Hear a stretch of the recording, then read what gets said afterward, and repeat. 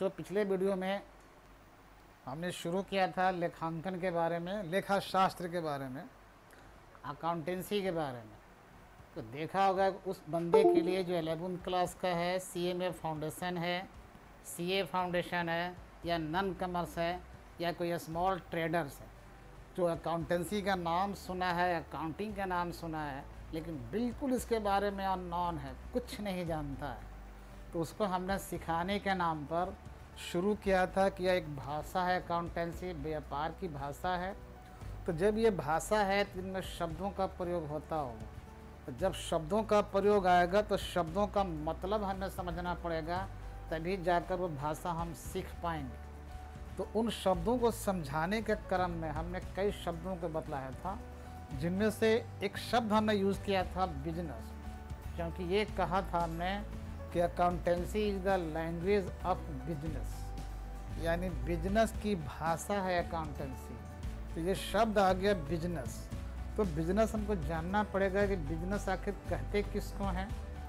अगर ये बिजनेस का अर्थ हम समझ जाएंगे तभी इस अकाउंटेंसी को जोड़ पाएंगे इससे। तो हमने बताया था कि कोई भी काम, कोई भी एक्टिविटीज़ जो हम लाभ कमाने के मकसद से करते हैं, प्रॉफिट कमाने के मकसद से करते हैं, कोई भी काम, कुछ भी आप करो, मेंटली काम करो चाहे फिजिकली करो, अगर इस काम करने का जो मकसद है, अगर लाभ कमाना है, तो उस काम को हम लोग क्या नाम दे सकते हैं? बिजनेस नाम दे सकते हैं। और जैसे ही उसका नाम बिजनेस होगा तो उसकी भाषा है अकाउंटेंसी, और यही अकाउंटेंसी भाषा हम लोग सीख रहे हैं। तो पहले आपने सुना होगा अकाउंटेंसी का जो ये बिजनेस वर्ड है, मैंने मतलब समझा दिया था, हल्का सा दोहरा देते हैं। एक और अगला वर्ड हमने इस्तेमाल किया था प्रोप्राइटर या ऑनर। किसी व्यवसाय में हम लोग प्रोप्राइटर किसको कहेंगे, ऑनर किसको कहेंगे? तो ऑनर या प्रोप्राइटर हम लोग इस भाषा में उसको कहते हैं कि जो व्यक्ति अपना रिसोर्सेज, अपने संसाधन को इस बिजनेस में इन्वेस्ट करता है और व्यवसाय से संबंधित जो भी रिस्क है, जो भी जोखिम है, उसको उठाता है, तो उसको, उस बंदे को हम लोग कहते हैं ऑनर या प्रोप्राइटर। तो सीधा सीधा है कि वो बिजनेस का ऑनर है या प्रोप्राइटर है। तो दो शब्द का मतलब समझ गए। इस शब्द वर्ड में इसलिए कह रहा हूँ ताकि ये जो अकाउंटेंसी एक तरह की भाषा है, और जब भाषा है तो शब्द वर्ड तो आएगा, वाक्य वर्ड भी आ सकते हैं। आगे बढ़ते हैं। फिर कैपिटल शब्द हमने समझाया था। कैपिटल को अंग्रेजी में लिखे हैं, हिंदी में कई तरह से माने निकालते रहेंगे, उस माने से कोई मतलब यहाँ पर नहीं है। हमें देखना है कि इस कैपिटल का मतलब इस भाषा में क्या है, यानी अकाउंटेंसी में इसका मतलब क्या है। तो बताया था कि कैपिटल जब व्यापार का मालिक या प्रोप्राइटर व्यापार में जो कुछ अपना रिसोर्सेज लगाता है, अपना मतलब जो कानूनी रूप से वो मालिक है, अगर उन चीज़ों को, चाहे कैश के रूप में है, बैंक के रूप में है, या किसी सामान के रूप में है, गाड़ी के रूप में है, ज़मीन के रूप में है, बिल्डिंग के रूप में है, ये जो कुछ उस व्यापार में लगा देगा जिसका ये खुद मालिक हो, तो उन सब का जो मॉनेटरी वैल्यू आएगा उसको हम लोग कैपिटल का नाम देंगे। बता दिया था पहले हमने। एक और वर्ड हमने समझाया था ड्राइंग्स। इसको हिंदी में कहना चाहेंगे तो निकासी कह सकते हैं। ड्राइंग का मतलब निकासी, मतलब निकालने से अर्थ है। यहाँ निकालने से अर्थ क्या है कि व्यापार से, यानी बिजनेस से ये जो प्रोप्राइटर है या बिजनेस का जो ऑनर है, जो मालिक है, अगर उस व्यापार से अपने निजी ज़रूरतों के लिए या घरेलू ज़रूरतों के लिए या सामाजिक ज़रूरतों के लिए कुछ भी निकालता है, तो जो कुछ भी निकालेगा, कुछ भी निकालने का अर्थ क्या है? कैश निकाल ले, बैंक से निकाल ले, वो सामान निकाल ले, वहाँ से कुर्सी टेबल निकाल ले और अपने निजी में प्रयोग कर ले, उसको घर में प्रयोग कर ले। तो जो कुछ भी ये मालिक व्यापार से निकालता है निजी ज़रूरतों के लिए, घरेलू के लिए, सामाजिक ज़रूरतों के लिए, तो उसका जो मॉनेटरी वैल्यू आएगा उसको हम लोग ड्राइंग कहेंगे। कहीं व्यापार से कुछ भी ऐसा निकालता है जो निकालना व्यापार की ज़रूरत थी, जैसे व्यापार से 5 लाख रुपया लेकर वो पटना जाता है माल खरीदने के लिए, तो व्यापार में माल आना तो व्यापार की ज़रूरत है, माल आएगा नहीं तो बेचेंगे कहाँ से फिर। तो वो जो निकाला है 5 लाख, वो व्यापार की ज़रूरत है कि माल लाया जाए और यहाँ पर बेचा जाए। तो व्यापार के लिए जो निकाला है, कुछ भी व्यापार के लिए निकाल ले, व्यापार की ज़रूरत के लिए निकालता हो, वो ड्राइंग नाम उसका नहीं आएगा। तो सवाल उठता है नाम क्या आएगा। हम लोग आगे थोड़ा देखेंगे इस चीज़ को। फिलहाल यही देखना है कि यदि व्यापार का मालिक व्यापार से कुछ भी निकालता है जो उसकी निजी ज़रूरत है या घरेलू ज़रूरत है या सामाजिक ज़रूरत है, उसको हम लोग ड्राइंग का नाम देंगे। ये पक्की बात समझ में आ गई। आगे बढ़ते हैं। जो बड़े इंपॉर्टेंट शब्द है गुड्स।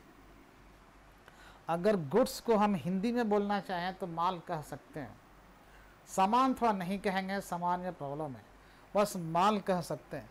अब ये गुड्स क्या चीज़ है, किस भाषा में, लेखा शास्त्र की भाषा में गुड्स किस चीज़ को कहा जाएगा। ये भी सामान के रूप में ही होता है, सामान के कई रूप हैं, उसी तरह सामान के एक रूप में ये भी गुड्स होता है। तो ज़रा ध्यान से सुन लें। जिस चीज़ का या जिस आइटम का, जिस सामान का या जिस आइटम का हमने बिजनेस किया है, जिस आइटम का, जिस सामान का हमने बिजनेस किया है, उसी सामान को हम लोग गुड्स कहेंगे। और उसके अलावा कोई दूसरा सामान है उस व्यापार में तो भले ही वो सामान है लेकिन गुड्स नहीं कहलाएगा। जैसे कपड़ा किसी का व्यापार है, तो कपड़ा के व्यापार में गौर से आप देखोगे तो सामान के नाम पर वहाँ कपड़े भी हैं तरह तरह के, और वहाँ टेबल भी तो है, और वहाँ टूल भी है, वहाँ चेयर भी है, वहाँ फैन भी है, वहाँ फ्रीज भी है, और न जाने कितने सामान वहाँ हो सकते। वहाँ कंप्यूटर भी लगा हुआ है, उसके गाड़ियाँ भी हैं माल ढोने के लिए। तो सब के सब सामान तो हैं, वहाँ जनरेटर भी है। तो सारे सामान हैं और कपड़े भी हैं। तो सारे सामान भले ही हैं वहाँ पर व्यापार में यूज़ हो रहे हैं, लेकिन वो सब के सब गुड्स नहीं कहलाएंगे। तो गुड्स कहेंगे किसको कि वह सामान जिसका वो व्यापार है। तो किसका व्यापार है, वो तो कपड़े का व्यापार है, इसलिए कपड़ा वहाँ क्या बनेगा, गुड्स कहलाएगा। अगर कहें कि वह व्यापार पंखा का है, पंखा तो अपने यूज़ के लिए रखा है व्यापार में, वह व्यापार टेबल के है, ये भी नहीं है, टेबल तो बैठने के लिए रखे हुए हैं। तो सब सामान है, लेकिन उन सामानों में गुड्स किसको कहेंगे, तो वह सामान जो जिसका वो व्यापार चल रहा है। तो कपड़े का व्यापार है, इसलिए कपड़ा उसमें क्या है, अब धोती हो, चुन्नी हो, लहंगा हो, पैंट हो, शर्ट हो, कोट हो, जितने कपड़े हैं वो सब के सब क्या कहलाएंगे, उस व्यापार के लिए गुड्स कहलाएंगे। एक और हम सिंपली समझ सकते हैं चीज़ को कि जो भी सामान हमारे व्यापार में है, व्यापार हम पहले ही समझा चुके हैं, जो भी सामान आइटम्स हमारे व्यापार में हैं, उन सारे सामान को आप देख रहे हो, उनमें ये पता करो कि कौन सा सामान हमने खरीदा है फिर से बेचने के लिए। क्या उस कपड़े के जो व्यापार चल रहा है उसमें हमने कपड़ा खरीदा है काहे लिए, फिर से बेचने के लिए। क्या उसमें जो टेबल खरीदा है उसको फिर से बेचना है, तो नहीं। जब पंखा खरीदा है उसमें फिर से बेचना है पंखा को, नहीं। जब फ्रीज खरीदा है क्या उसको फिर से बेचना है, नहीं।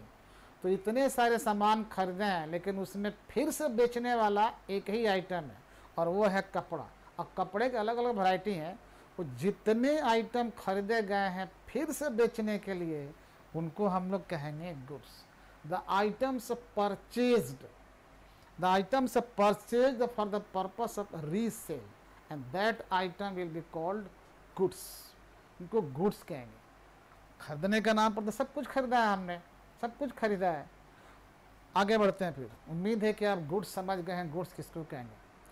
अगर कोई कॉपी कलम किताब के दुकान वाला हो तो वहाँ पर क्या मिलेगा, कागज़ भी मिलेंगे, पेन भी है, पेंसिल भी है, इरेज़र भी है, वाइटनर भी है, लेकिन साथ में वहाँ पंखा भी है और वहाँ कुर्सी टेबल भी है। तो इतने सामान हैं, लेकिन किसको वो खरीदा है फिर से बेचने के लिए। वो पेन खरीदा होगा फिर से बेचने के लिए, पेंसिल खरीदा है फिर से बेचने के लिए, लेकिन टेबल वो खरीदा है फिर से बेचने के लिए नहीं। इसलिए वो उस कॉपी कलम वाले के लिए ये जितने आइटम हैं जिसको फिर से बेचना है, खरीदे हैं फिर से बेचने के लिए, तो उन सारे आइटम्स को हम लोग एक नाम दे सकते हैं और वो होगा गुड्स। तो उम्मीद ये बात समझ में आ रही होगी। वो आपको अलग करना है, सामानों में हमें अलग करना, आइटम्स को अलग अलग कर देना है।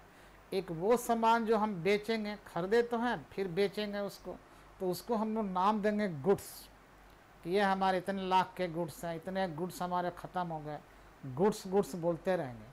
लेकिन दूसरा वो सामान है जिनको खरीदे तो ज़रूर है, लेकिन उनको बेचना नहीं है, दोबारा हमको यूज़ कर लेना है। तो ऐसे सामान के लिए हम लोग गुड्स वर्ड का इस्तेमाल नहीं करेंगे। तो फिर कौन सा वर्ड इस्तेमाल करेंगे, आगे हम इस पर बात करेंगे चीज़ को। फिलहाल आप इतने याद रखिए, हमारा शब्द क्या है, गुड्स। तो गुड्स समझ गए होंगे। अगला टॉपिक हमारा है ट्रांजैक्शंस। इसको हिंदी में बोलना चाहें तो हम लोग सौदा भी कह देते हैं, इसको लेन देन भी कहते हैं, और सामान्य तौर पर इसको व्यवहार भी कहते हैं। जब आप इन हिंदी शब्दों को देखोगे तो हिंदी भाषा का शब्द है, तो हिंदी भाषा के शब्दों का मतलब निकालोगे लेखा शास्त्र में तो फिर गड़बड़ हो जाएगा। इन हिंदी के शब्दों का मतलब आप हिंदी में मत ढूंढो, क्योंकि हिंदी भाषा हम नहीं पढ़ रहे, हम व्यापार की भाषा पढ़ रहे हैं जिसका नाम है अकाउंटेंसी। अब इनका मतलब हम लेके आते हैं अकाउंटेंसी में क्या होगा। तो व्यापार में देखो, बार बार मैं व्यापार का नाम ले रहा हूँ। व्यापार में या बिजनेस में कुछ भी लेना, या व्यापार से कुछ भी देना, कुछ में कुछ भी आ सकता है।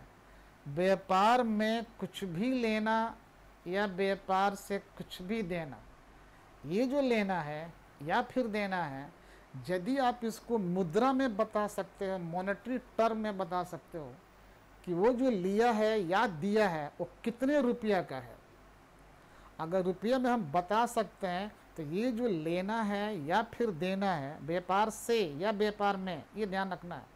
परिवार में, परिवार से नहीं, परिवार की बात नहीं है। समाज में, समाज से ये बात नहीं है। व्यापार में, बिजनेस में क्या लिया, बिजनेस से क्या दिया, तो ये जो दिया उसका कितना रुपया वैल्यू है। अगर ये संभव है कि वो जो लिया है या दिया है उसको आप मॉनेटरी फॉर्म में बता सकते हो, तो इसी का नाम कहलाएगा ट्रांजैक्शन। ये है ट्रांजैक्शन। सामान्य तौर पर कह सकते हैं कि व्यापार में कुछ लेना या देना जिसको मुद्रा में माप सकते हैं उसको हम लोग सौदा कहते हैं, या लेन देन कहते हैं, या व्यवहार कहते हैं। इसको थोड़ा और बढ़ाते हैं, थोड़ा बड़ा मुश्किल टर्म है ये, कई बार आदमी कन्फ्यूजन होता है, और पूरे हमारे आगे के जो एंट्री, जो रिकॉर्डिंग है, अकाउंटिंग रिकॉर्डिंग, वो बहुत हद तक इस पर डिपेंड करता है। कहा जाता है कि अगर ट्रांजैक्शन आप नहीं समझ पाओगे तो जो अकाउंटिंग रिकॉर्ड करना है वो नहीं हो पाएगा आपको। तो बड़ा महत्वपूर्ण शब्द है ये, इसको हर तरह समझते हैं। सौदा तो सामान्य तौर पर ये है, सौदा कई बार लोग अर्थ निकाल लेते हैं समझौता। सौदा किया है मैंने, आपस में कोई समझौता किया है, वो दूसरे शास्त्रों में इसका मतलब हो सकता है, लेकिन लेखा शास्त्र में इसका मतलब समझौता नहीं है। दूसरे शास्त्र में इसका मतलब है कोई ऐसे इंसिडेंट, कोई ऐसे इवेंट, किसमें, व्यापार में, व्यापार में कोई ऐसे इंसिडेंट या इवेंट या लेना या कुछ देना जिसको हम मुद्रा में बता सकते हैं, तब उसको हम लोग कहते हैं सौदा या लेन देन या व्यवहार या ट्रांजैक्शन। ध्यान रखना, मुद्रा में बताना बहुत ज़रूरी है। फॉर एग्जाम्पल देखते हैं, आप व्यापारी हैं, आप व्यापारी हैं, कपड़े के व्यापारी हैं, इतना बेहतरीन आपने ईमानदारी से काम किया कपड़े व्यापार में कि व्यापारिक जगत में आपका नाम हो गया है, और जो इस ज़िले के जो चैम्बर ऑफ कॉमर्स है, जो व्यवसायिक जो संस्था है, वो खुश होकर आपको प्रोत्साहन के रूप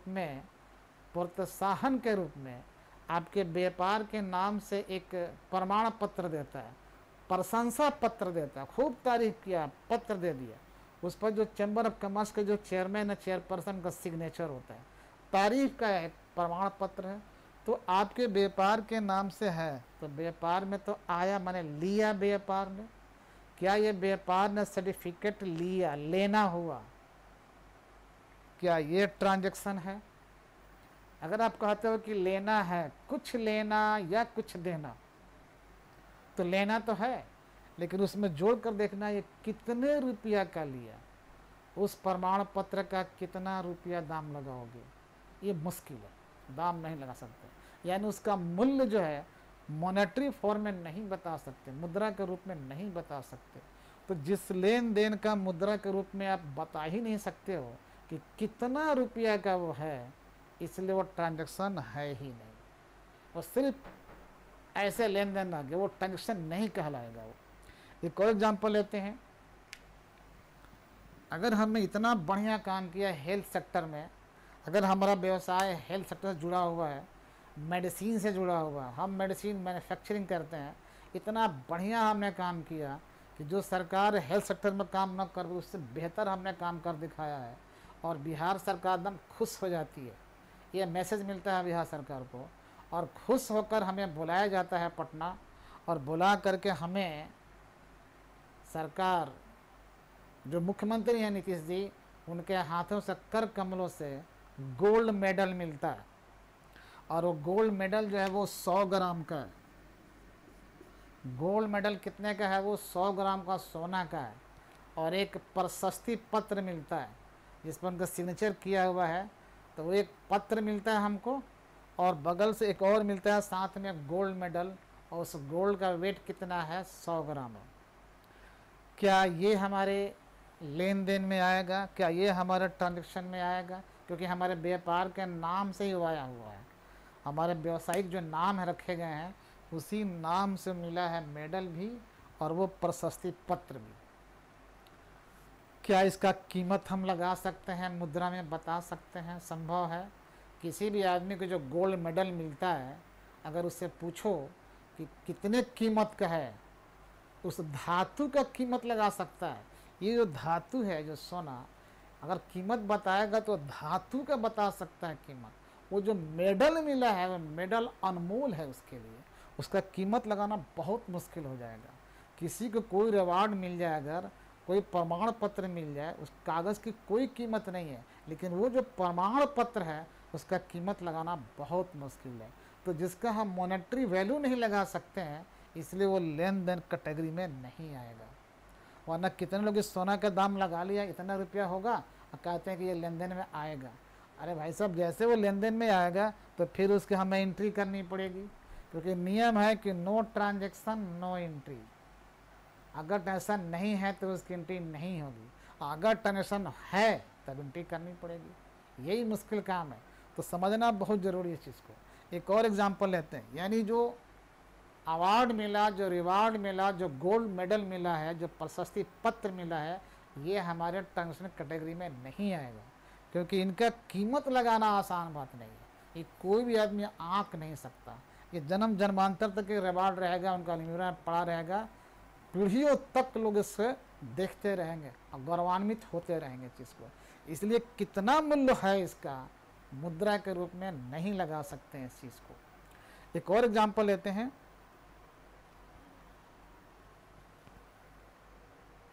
हमारे दुकान पर एक भिखारी आता है, अक्सर भिखारी आते रहते हैं, बेगर आते हैं, खड़े, हमने उसको 5 रुपये थमा दिया, हमने उसको 10 रुपया दे दिया, तो हमने व्यापार से वो ड्रॉर खींचा और उसको 5 रुपया थमा दिया। तो जैसे हमने उसको 5 रुपया दिया है, पूछते हैं कि क्या ये सौदा है? मुझे लगता है कि आपका जवाब होगा कि यस, नहीं, सौदा नहीं है। हमने भिखारी को 5 रुपया दिया, क्या ये सौदा है? आप कहोगे कि नहीं है, सौदा नहीं है। वो सौदा जो वर्ड आ रहा है ना, वो आपको कंफ्यूज करा रहा। ट्रांजैक्शन बताइए, ट्रांजैक्शन है? आप कहोगे ट्रांजैक्शन नहीं है। मैं कह रहा हूँ ट्रांजैक्शन है। हमने क्या बताया था? कुछ लेना या कुछ देना, कुछ भी दे रहे हैं। व्यापार से हम कुछ भी दे रहे हैं या व्यापार में कुछ भी ले रहे हैं, लेकिन ज़रूरी क्या है कि जो हमने दिया है या हमने जो लिया है, क्या उसका मॉनेटरी वैल्यू बता सकते हैं? इस पर जांचिए इस चीज़ को। तो चलिए, हमने भिखारी को 5 रुपया दिया, देना तो हुआ। पूछिए कितना रुपया दिया, तो जवाब तो मिल जाएगा, 5 रुपया दिया। तो बता तो दिया मॉनेटरी फॉर्म में कि हमने जो दिया, किसको दिया, ये जो हमने नहीं बताया। किसको दिया से मतलब नहीं है, और कौन है ये मतलब नहीं है, बस व्यापार से दिया, कुछ भी दिया। किसको दिया ये बात हमने नहीं करी है। भिखारी को दें, मित्र को दें, संस्था को दें, किसको दें, सरकार को दें, किसी को भी दें, मतलब ये अपने परिवार को भी दें, किसी को भी दें, जो दिया क्या उसका मौद्रिक रूप बता सकते हैं? मुद्रा में कितना उसका वैल्यू है बता सकते हैं? अगर संभव है कि मॉनेटरी फॉर्म में अगर बता सकते हैं कि जो दिया वो कितना रुपया का था, तब वो जो देना है वही कहलाएगा ट्रांजैक्शन। अगर ट्रांजैक्शन कहलाएगा तो इसकी एंट्री, इसकी रिकॉर्डिंग हमारे खाते बही में अवश्य होगी। अगर ये साबित हो कि नहीं है, ट्रांजैक्शन नहीं है, तब इसकी एंट्री, इसकी रिकॉर्डिंग हमारे खाते में नहीं होगी। अगर ऐसा करोगे तो बहुत भयानक पोजीशन हो जाएगा। पूरे दिन में 4 और 5, अगर मान लिया कि भिखारी को हमने दिया, वो सौदा नहीं है, मान लिया वो सौदा नहीं है, वो लेन देन नहीं है, तो जैसे ही हम मानोगे कि भिखारी का देना सौदा नहीं है, लेन देन नहीं है, तो रिकॉर्ड भी हम नहीं करेंगे अपने बही खातों में। तो ज़रा देखना, अगर रिकॉर्ड नहीं करोगे तो क्या अंजाम होगा।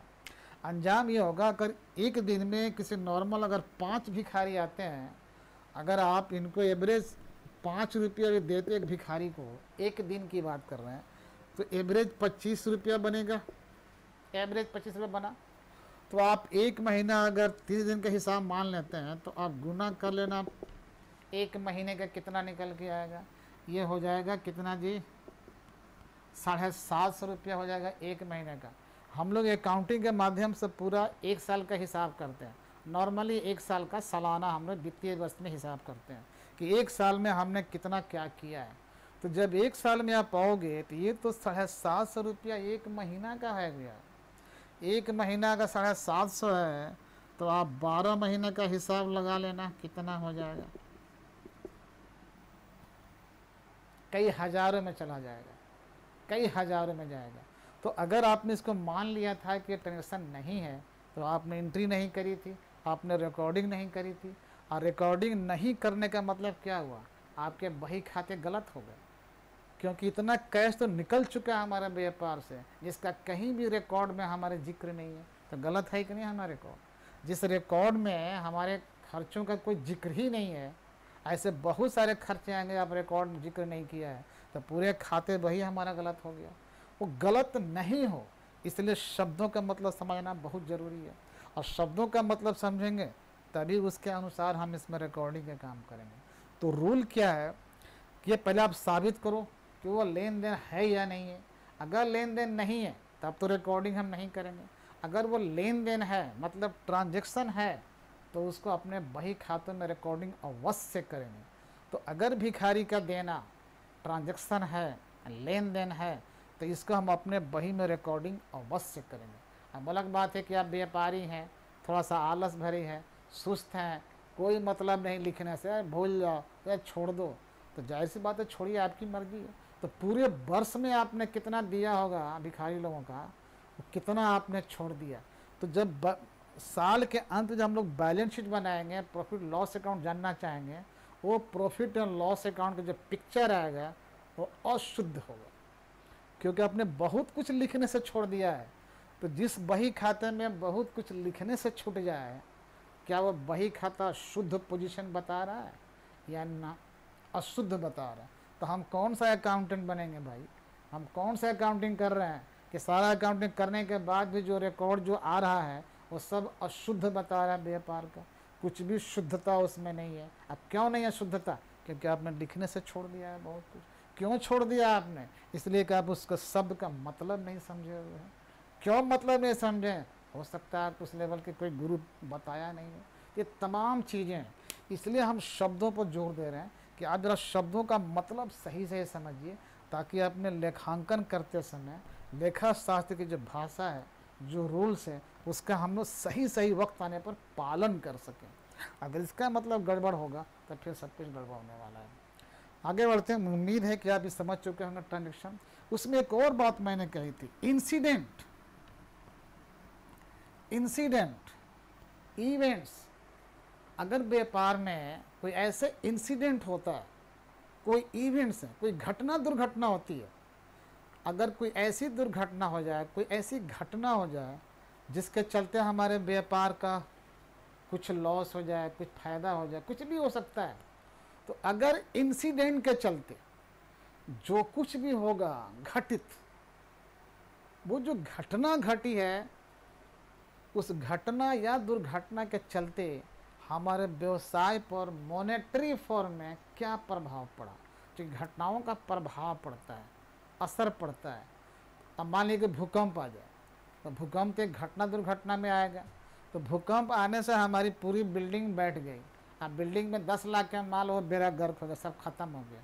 तो एक घटना तो घटी, किसी को हम दिए नहीं, लिए भी नहीं, एक घटना घटी है, और इस घटना के चलते हमारे 5 लाख का प्रभाव पड़ गया बिजनेस पर।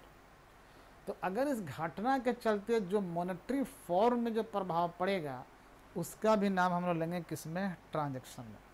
यानी वो भी सौदा है, ध्यान रखना, वो भी लेन देन कैटेगरी में काउंटिंग किया जाएगा। एक और एग्जांपल लेते हैं, यदि चूहा काट देता है, हम कपड़े के व्यापारी हैं, 5,000 के माल कपड़े चूहा ने कट दिया, अब बेचने लायक नहीं है, घर में यूज़ के लायक भी नहीं है, तो फेंक दिया हमने। तो चूहा का कटना एक इंसिडेंट है। इस व्यापार में चूहा का हमारे माल का कतर देना, काट देना एक इंसिडेंट है। इस इंसिडेंट का क्या प्रभाव पड़ा हमारे व्यापार पर? तो प्रभाव पड़ा कि 5,000 का हमारा लॉस हो गया, नुकसान हो गया। तो ये चूहा का काटना एक इंसिडेंट है, और इस इंसिडेंट का जो प्रभाव पड़ा है मुद्रा के रूप में, जिसको हम आंक सकते हैं, बता सकते हैं, तो 5,000, तो मुद्रा के रूप में बता दिया इसके प्रभाव को। अतः ये भी क्या होगा, ट्रांजैक्शन होगा। अगर ये ट्रांजैक्शन है, साबित हो गया, अगर ये ट्रांजैक्शन है तो उसकी भी रिकॉर्डिंग हमें करनी पड़ेगी। सामान्यतः जो कम जानकारी है, तो चूहा ने काट दिया, कुछ भी काटा, उसकी एंट्री ही नहीं करते, छोड़ देते। तो जब आप एंट्री नहीं करोगे ऐसे लॉस का, तो जो आपके बही खाते जो प्रदर्शित करेंगे, जो दिखलाएंगे रिजल्ट को, वह रिजल्ट आपका शुद्ध नहीं होगा। और हमें तो रिजल्ट एकदम शुद्ध चाहिए।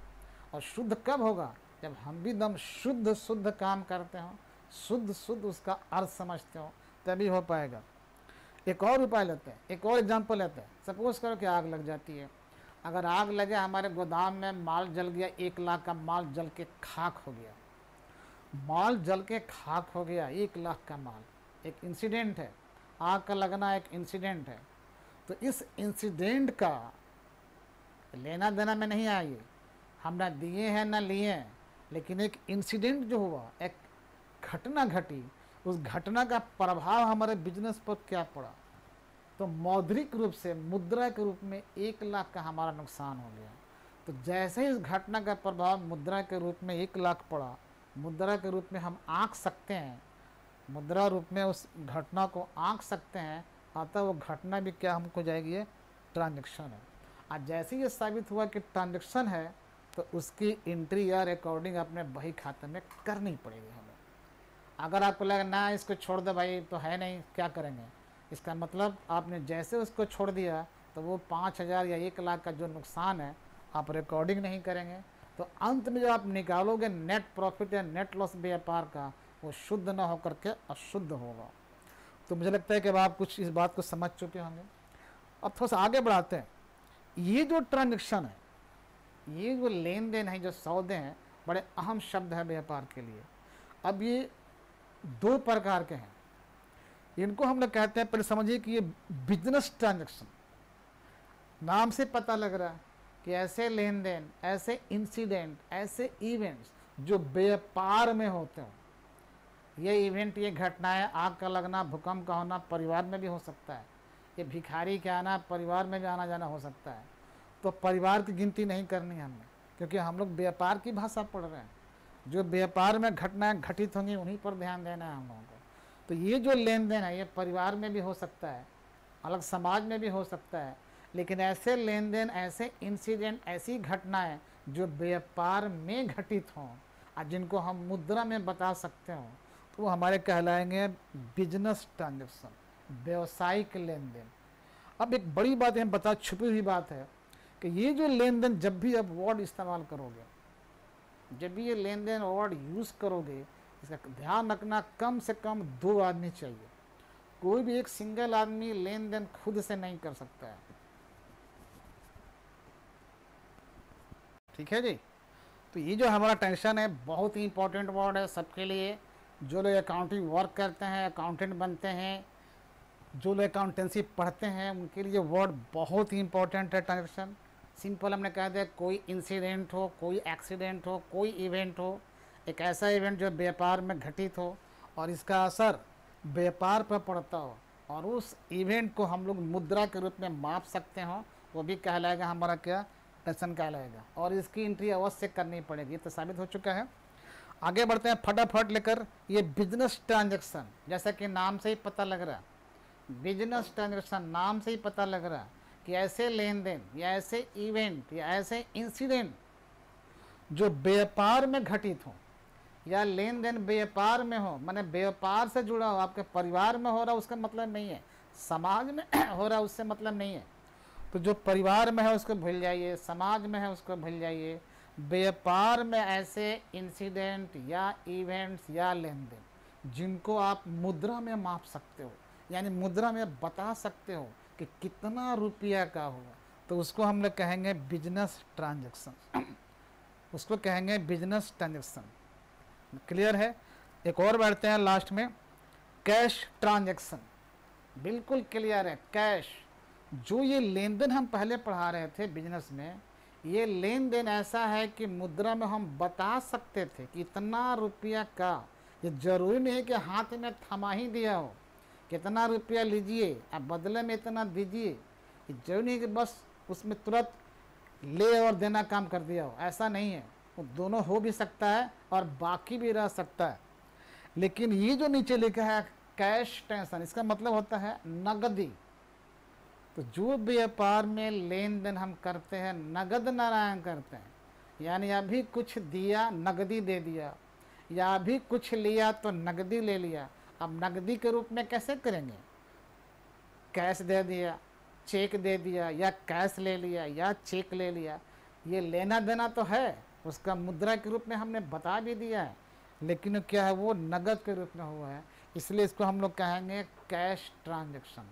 लेकिन घटना कहाँ घटित होगी, व्यापार में। अगर परिवार में है तो परिवार में क्या घटनाएं घट रही हैं, व्यापार में क्या, परिवार में क्या लेना देना हो रहा है, उसका कोई मतलब नहीं है आपके व्यापार से, उसको छोड़ देना है। क्यों छोड़ना है परिवार वाला, क्योंकि हम जो भाषा पढ़ रहे हैं ये परिवार की भाषा नहीं है, ये व्यापार की भाषा है। इसलिए व्यापार में घटित होने वाला हर चीज़ पर हम लोग ध्यान देते हैं। परिवार में क्या घटना घट रही है उसको हमें कोई मतलब नहीं है, क्योंकि हमें जो पढ़ना है अकाउंटेंसी पढ़ना है जो व्यापार की भाषा है। आज इतना ही समाप्त करते हैं, फिर हम मिलेंगे नेक्स्ट वीडियो में। आपको ध्यान रखना है। Thank you.